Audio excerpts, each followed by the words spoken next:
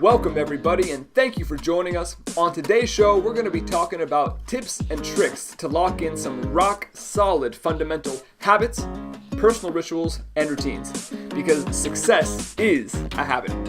So my name is Jeremy Sutton, coming to you from Niigata, Japan. And I'm Simon Dalrymple, coming to you from Bangkok, Thailand. And this is the Art of Awareness Podcast, Episode 3.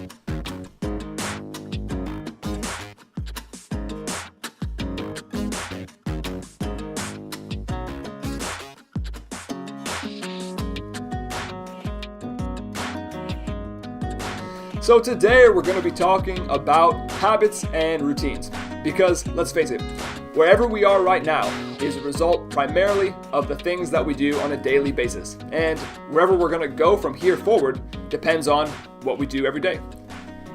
Yeah, absolutely. I read a very interesting study by Wendy Wood from Duke University recently, and she said that 45% of what we do every day is based on habit. And she found this out by following students around the university grounds to see which of their decisions were based on a conscious choice and which ones were based on habit. And she found 45%, almost half of what we do, is based on a predefined habit that we're either aware of or are unaware of. And so I think the real key is to become aware of, first of all, the habits that we have already running in our lives and that lead to the behaviors that we currently do.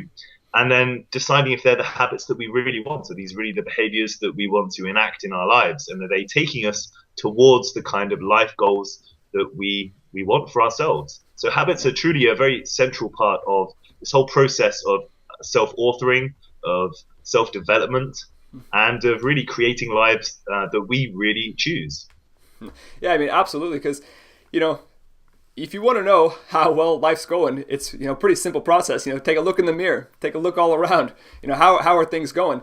And of course, we're not in control of everything that goes on in our lives. We're born into situations, we're born into different economic situations, places on the planet. Right. But that being said, we have so much power in directing our lives, and it really comes down to what are our personal rituals. What do we do when we get out of bed each day?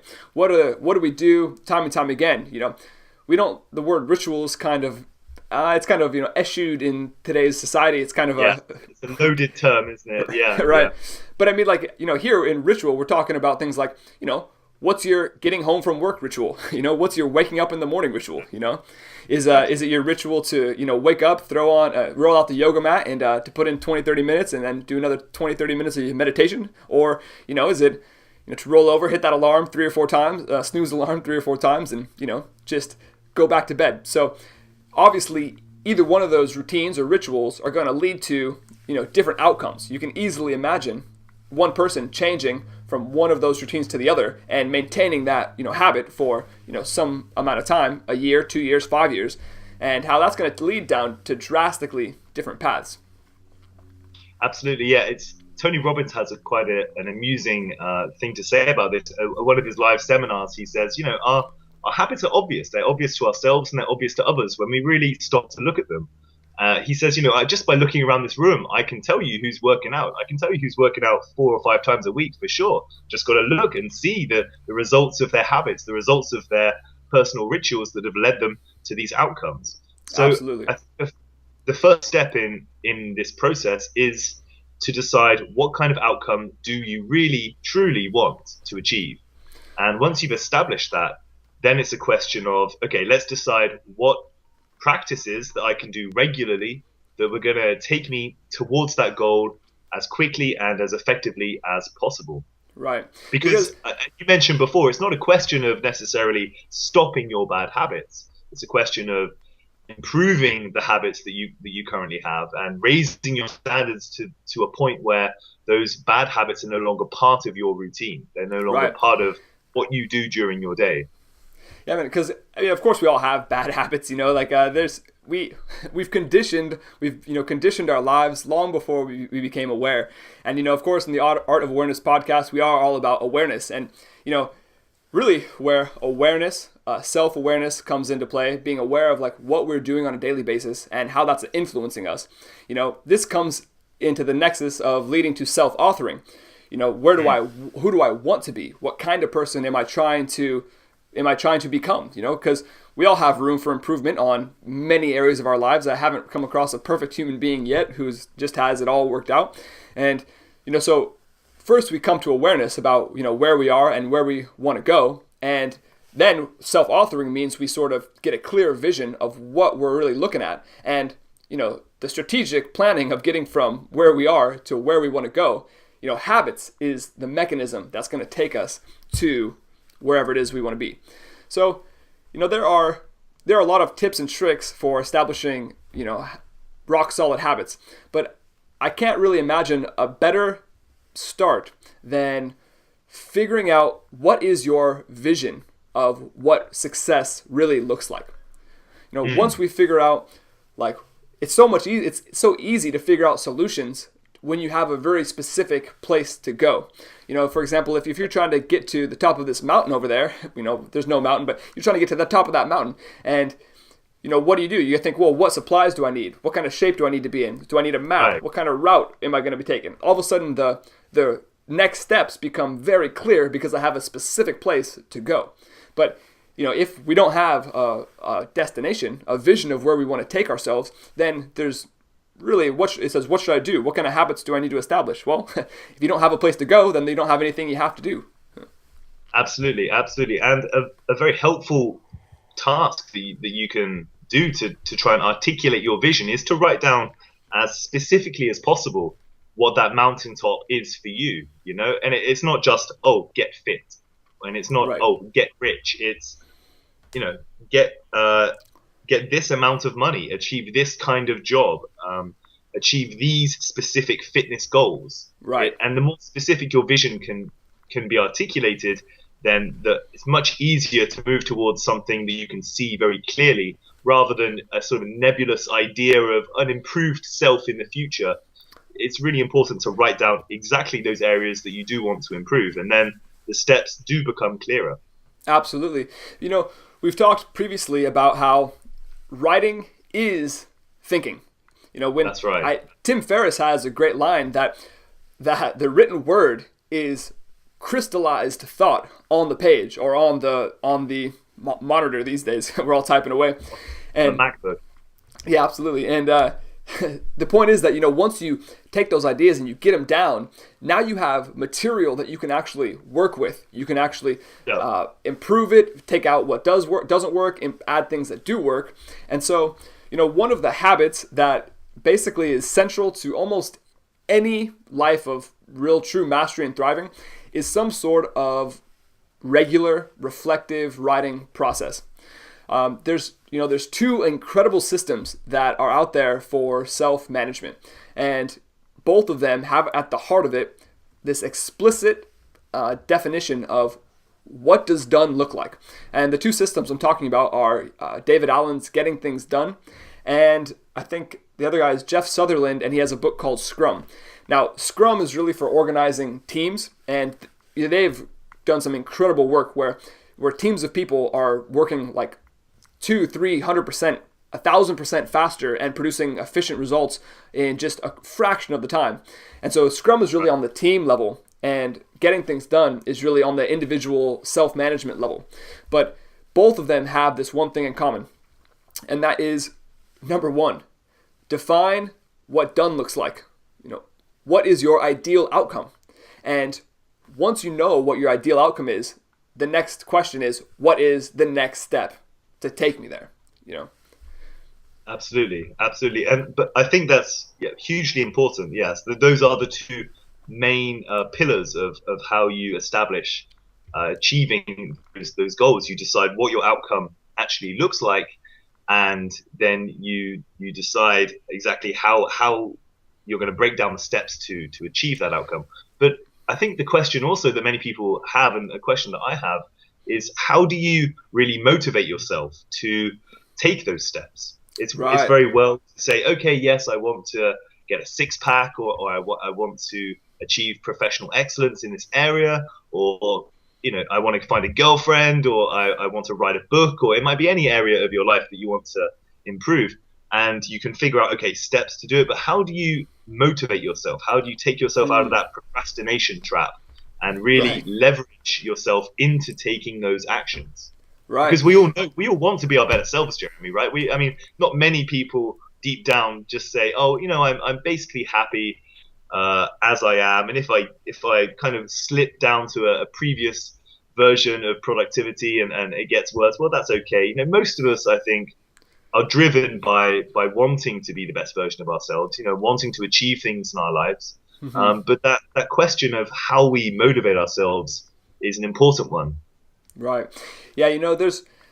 I recently I wrote a post about the difference between sort of motivation and inspiration, and Hmm. I think it comes down to a number of things. But if you look through various fields, ranging from like business and technology to arts or sports, one thing that is pretty consistent is that intrinsic motivators, doing something because it's something you connect with, is a far more powerful impetus for action than sort of those extrinsic motivators.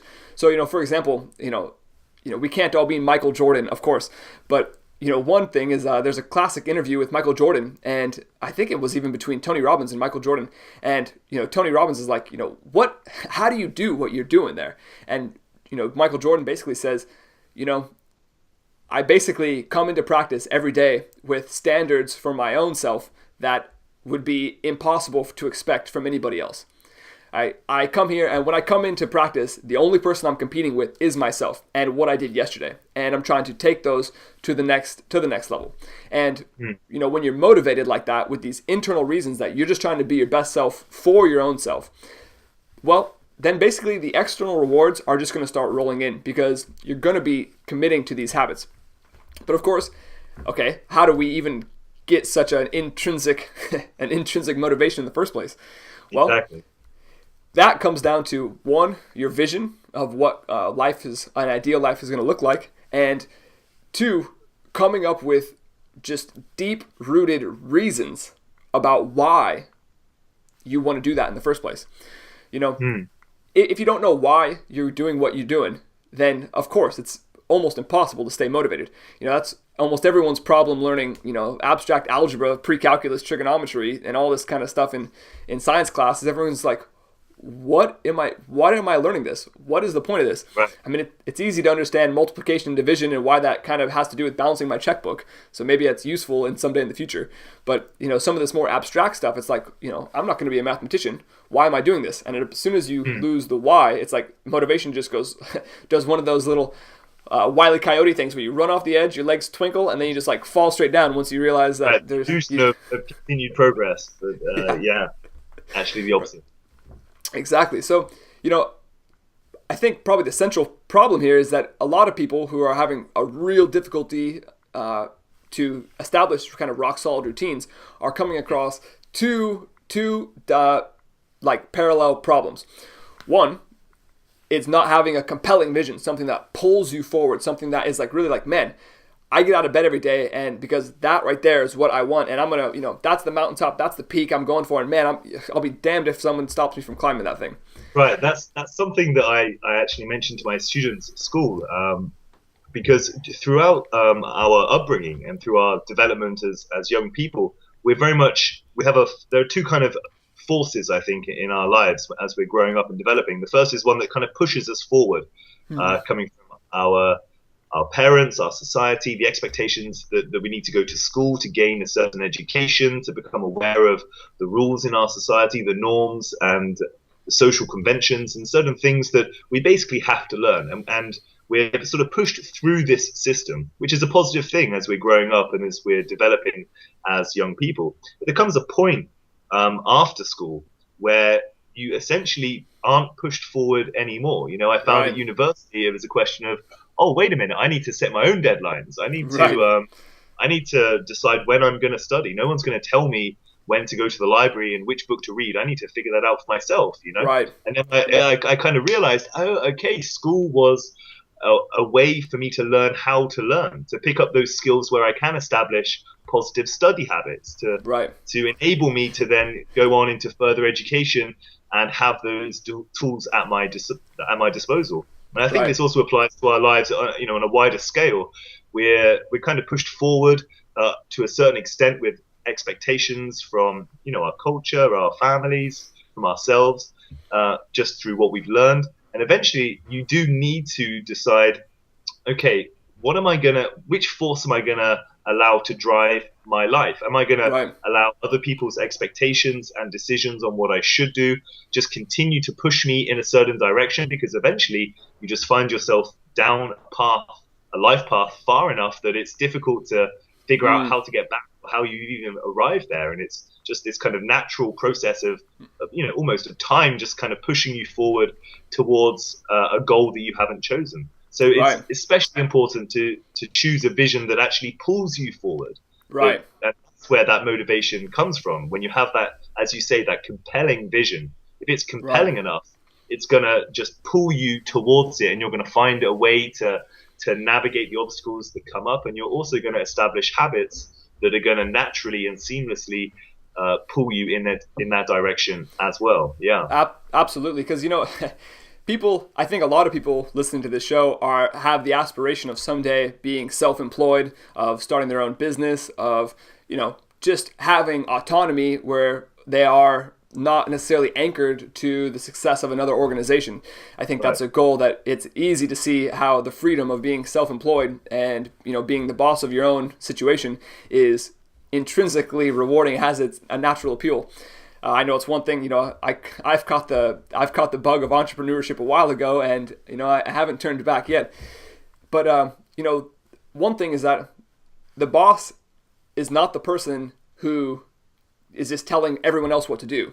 The boss has to be the person who can tell himself what to do. And that means the boss has to be the one to figure out what has to be done to make things happen next. Right. Well said. Yeah. So, for example, in my work week, every Sunday, one thing I do is I got this straight out of a combination of Scrum, that what I mentioned earlier, and David Allen's GTD, getting things done.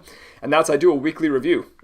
This is a long established habit that is, it's just so central to success. And especially in my case, for example, for me, since I'm working alone right now, and or just occasionally working by hiring a few people on the outside for like individual projects, one thing is that on Sunday, I am the manager.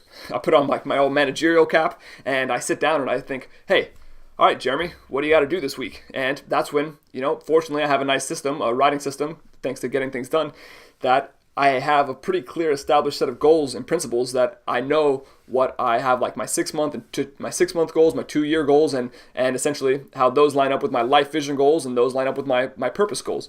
I'll put a link in the description for an exercise that you can go through yourself if you want to have a pretty organized brainstorming session about how to get clarity on some of these issues. But mostly here is on Sunday, I am the manager. And then, I do work 7 days a week a lot of time. Monday to Saturday, I put on my worker's cap, and I look at the to-do list that I set up for myself that Sunday. And on Sunday I'll probably only do like maybe a 2-hour review just to get things kind of organized. But then come Monday to Friday, and you usually put about half day working on Saturday, then I'm enacting the list of to-dos that I set up for myself that previous Sunday. Right. And right. This is one habit. That's the habit of a weekly review, of sitting down and putting down your goals in written words, so it's really clear, so that you've established your vision. This right here this is one way to sort of plant the seeds of motivation, because I think it's Tai Lopez, and Tai Lopez is he's doing quite well for himself, and in one of his videos he talks about how the transition from being completely autonomously self-employed to being kind of under someone else's thumb, the difference is almost unimaginable. Like the kind of the liberation of the freedom that you get from being kind of your own author it's just incomparable to what it was previous to that. Right. And so when you can basically write down a life situation where you are completely in the driver's seat of your own life.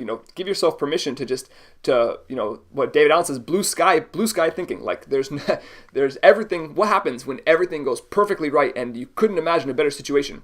And you describe your routine. Like, what would I do in the morning from the time I wake up to the time I go to bed in a perfect situation? Right.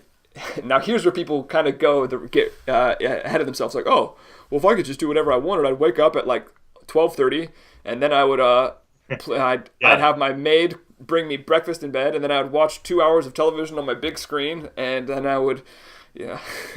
Now, of course, these aren't the habits that are going to get you in that situation in the first place. Mm. You know, you have to think about you have to establish habits that are actually taking you to where you want to go and things that you enjoy. And this is going to be, kind of the foundation of what you see, you design that ideal lifestyle for yourself. And then you can sort of work backwards and be like, how do I need to spend my mornings? Yeah. Oh, I need to wake up at least by 6, do my meditation, do my yoga. I'm writing by 7:30 after breakfast or whatever your situation is, Yeah, absolutely. And just to say one more thing about a weekly review, this is clearly not in any way an original idea, that we've come up with. This is something that, if you look at the lives of great men and women throughout history, this is something that consistently comes up again and again and again. People like Dale Carnegie would say, well, on a Saturday evening, he would establish with his family, look, this evening is my time for me to write down everything that happened to me during the week, what went well, what went badly, what I could improve. Mm-hmm. And he would do that consistently every single weekend. And the same for Stephen Covey. He would spend time every week writing down how the week went, how the meetings went, what went well, what went badly. And I think it's helpful as, firstly, a kind of a stream of consciousness. What are themes that are coming up again and again Mm-hmm. in your thoughts on, are you moving towards your goals? Are you not moving towards your goals? What factors are coming up again and again that seem to be kind of obstacles for yourself? And it's very interesting, because the more that you're able to establish this as a regular routine, you're then able to see which obstacles come up again and again and again. Mm-hmm. Sometimes these obstacles are not what we originally assumed them to be. Right. So I used to think that one of my major obstacles was I just can't get out of bed early in the morning. I'm not Right. I'm not a morning person. That's just not in my genetic makeup. It's not Right. a choice. It's not down to if I want to or if I don't want to. There is just a biological mechanism at play that does not allow me to wake up before 6 o'clock. That's just beyond my scope. The world does not begin before 6. And then that kept coming up again and again and again as something that I was trying to do more and more in my day, and I start my work quite early. I need to be at my school by 7:30. So after showering and doing the sort of necessities, brushing my teeth and getting ready, I didn't really have much time to do anything extra in terms of establishing a personal habit that might also be beneficial, something like meditation, or perhaps a little bit of light stretching in the morning, or some breathing, or just spending a few minutes being grateful for something. That's a wonderful little thing you can do. Just every morning when you wake up, think of one thing that you're grateful for in your life, and just bring that into your mind for 10 seconds, 15 seconds. And that just sets the context for your day. And that's why, particularly, I think morning routines are so helpful, because they establish a certain context for the rest of your day. And I remember talking to you about how quite early on, I think, in our friendship, about, I was finding it difficult to wake up. I was tired at school. I wasn't really able to have as much energy as I wanted to achieve the things that I was pursuing. And I was talking to you about what your habits were and what your routine was. And you said very casually, oh, well, I wake up at about 5:30. And I think I kind of sputtered out my coffee and, in complete shock that this was even an option, and it became apparent to me that I would need to start waking up a little earlier if I wanted to start my day in really the way that I wanted to move forward. And sometimes that could be tough to kind of break those habits and to establish something new. And it did take a little bit of time, but I found that it was possible. I set my alarm earlier, and of course that first week or two I was dragging myself out of bed and onto my meditation mat. But then, within less than a month, I was waking up before my alarm, and Right. I was waking with more energy, and I was waking up ready to do the activities that I'd set, because at that point I was compelled. I knew I could feel the benefits of my habit. And that's something else that comes from establishing these habits. You do surprisingly quickly start to feel the benefits, just in terms Right. of added energy, just in terms of a sense of I'm taking control, and I'm establishing practices that are moving me towards the person I want to be. And just, you can take a certain pride in that, in your ability to take control of these mechanisms, because otherwise these mechanisms are controlling you and you're just working your way through a maze that isn't of your own design. So that's been something that I've experienced in terms of you can change these habits if you give it a little bit of time and a little bit of effort and attention, for sure. Right. There's a few things. I mean, there's so much to go into on this topic. I mean, you mentioned Stephen Covey, and we earlier in this conversation talked about establishing a vision, where you get a vision and then you kind of work from there. Well, what does Stephen Covey say? Start with the end in mind. It's a classic advice that's just timeless. And also, you mentioned back in the day when we were working both together, and like you mentioned, hey, what time do you wake up? And at that time, I think I was waking up at 5, but that's not where it began. I know for me, I first started off, and I had been meditating in the morning for a while. Like I was doing like 10 minutes in the morning for like a year or something before that. Not every day consistently, but I was on most days getting like 10 minutes in, and at that point I was up to like 20 minutes, and then I added a 10-minute yoga routine in, and then I wanted to up it into like 20 minutes, and actually, so you start at like 5:30 or something, and you wake up and you realize that, well, wait a minute, when my alarm goes off at 5:30, I'm still not out of bed till like 5:37 sometimes. So if I really want to do 30 minutes of something, I actually need to wake up at 5:20 now that I think about it, and then one day you do that, and then you get that routine for a while, and then before you know it, so I was doing my yoga routine, and I knew that by 6 o'clock I had to be starting to get ready to be out the door by 6:35, or I was going to be late for work. And commute as well, of course, the commute to work, and these are very real things that you can't just say, oh, I'm not going to commute to work anymore. I'm going to do a different, more positive habit. Of course, there are real world responsibilities that we have to ourselves. Right. And to others.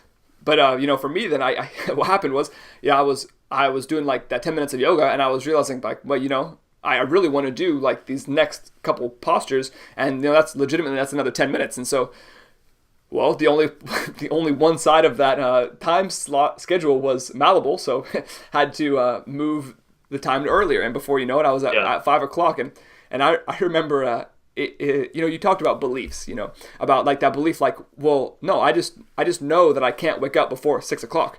And it's funny how malleable that, like, once you like sort of like crack that dam, and you wake up like at 5:45 for the first time, and like do it for a week, and it's tough at first. But then all of a sudden you're like, well, yeah, now I'm doing it. And then once you sort of like break that barrier, now you've already like established an open ability to sort of adjust that time as much as you want.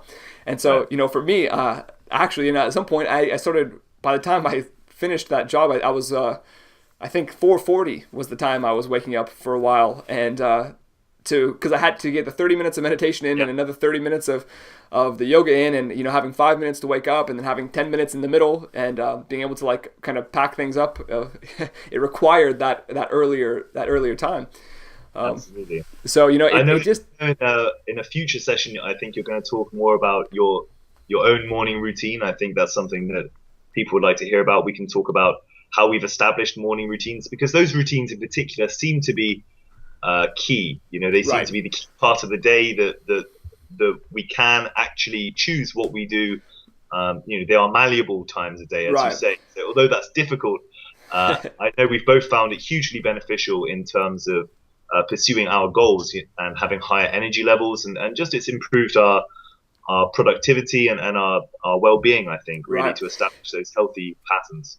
Right, and we're all about the 80-20 rule, which is getting those 80% of the benefits usually come from 20% of the work. And so the one secret to making life just work the way you want it to is to find these little leverage points in your life where you can do. It's great if you can get huge benefits for minimum work. And the danger here is that everybody's looking for life hacks these days. Everyone's looking for the secret to all the shortcuts, and it's like, honestly, if you're always looking for shortcuts, you're never going to be that far from where you started, because you didn't go that far. So the habits are about taking the long view, but we want to do those habits efficiently.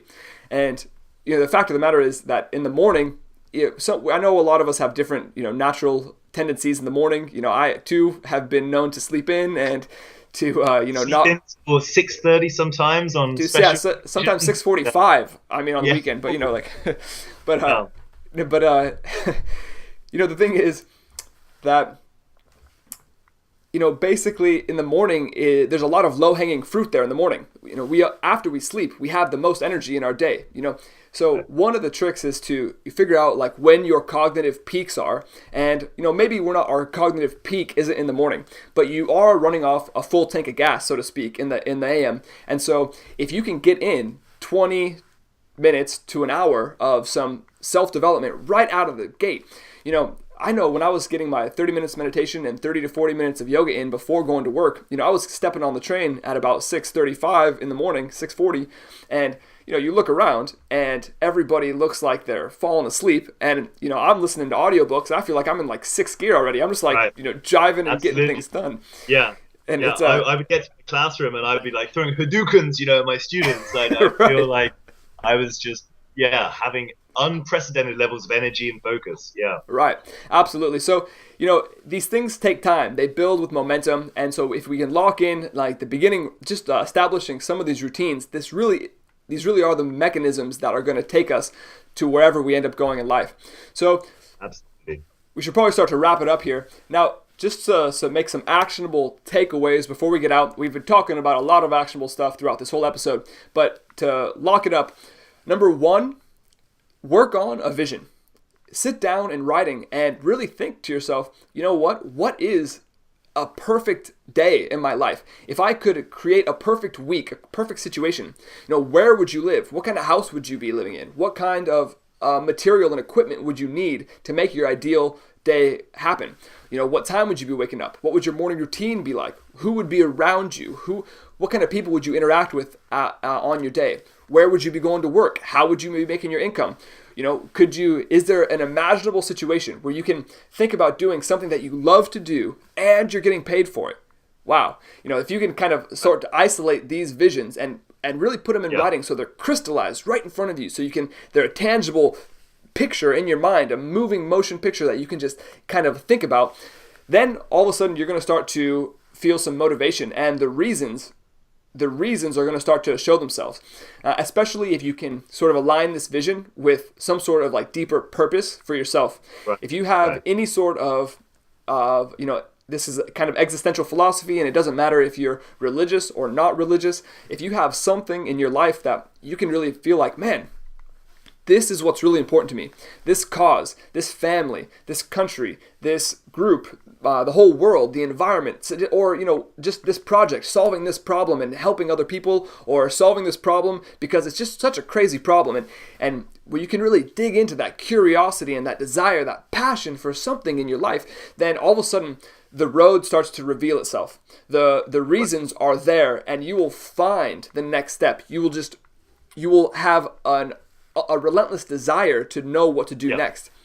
And as of course that quote by Nietzsche, if you have a strong enough why, then all the hows will become available to you. I'm obviously paraphrasing, but the why is the most important aspect. I think he says, he who has a strong enough why can endure anyhow. Essentially means if you know why. I like my version better, but okay. It works. I like that. We'll keep the Dalrymple quote in the description.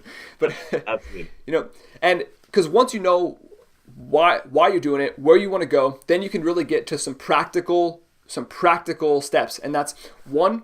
What is my next ideal outcome? What is the next check mark? I need to define what done means. I'm writing a book. Okay, well, the first check mark is like establish an outline. Okay, write a first draft for all those chapters. Write a second draft. These are all accomplishable tasks. And more importantly, each one of those tasks, you can ask the most important question, which is, what is the next step?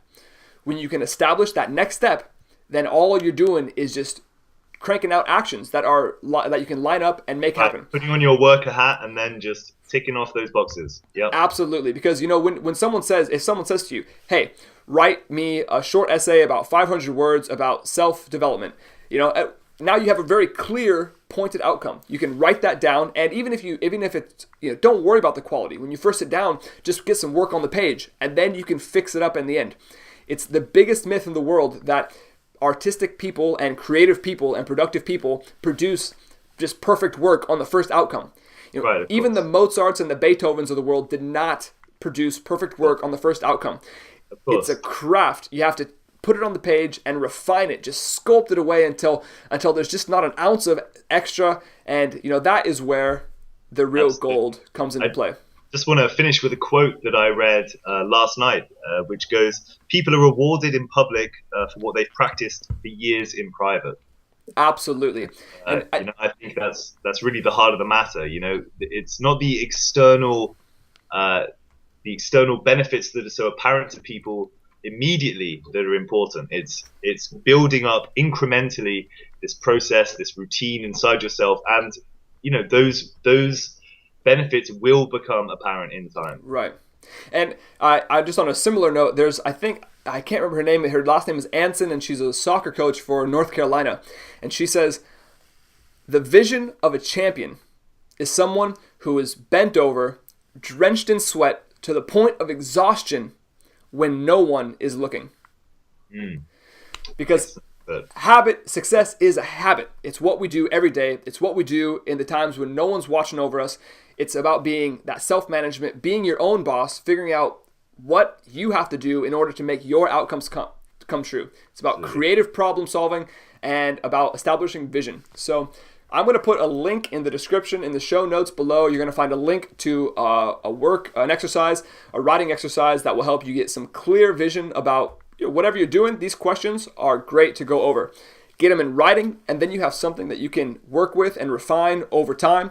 And honestly, we would love to hear about the results that you're getting, because if you do these things, it's going to work, guaranteed. And we want to hear all about it. So if you have any questions about any of the topics we discussed today, feel free to send them our way. I'll put a link to my email in the description, a link to a post where you can contact us.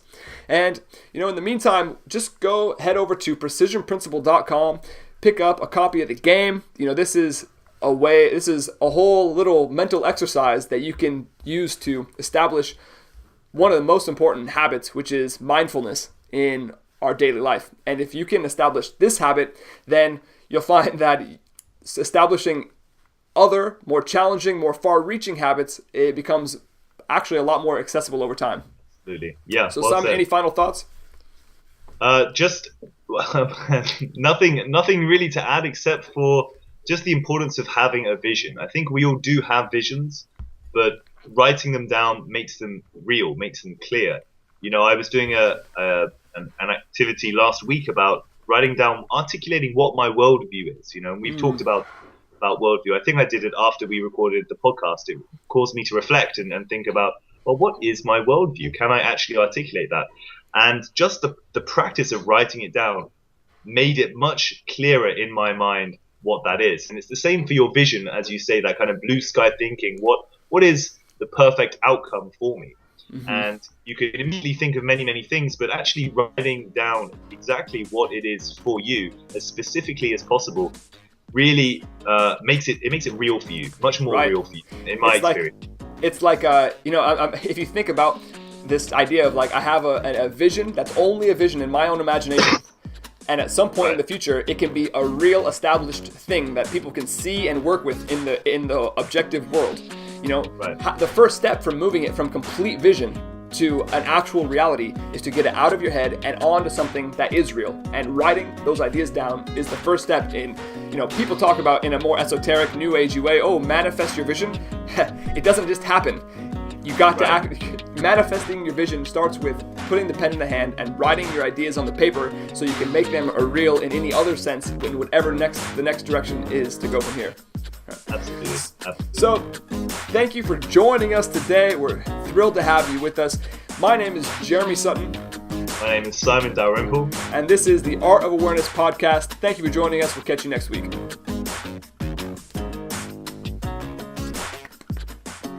Nice, dude.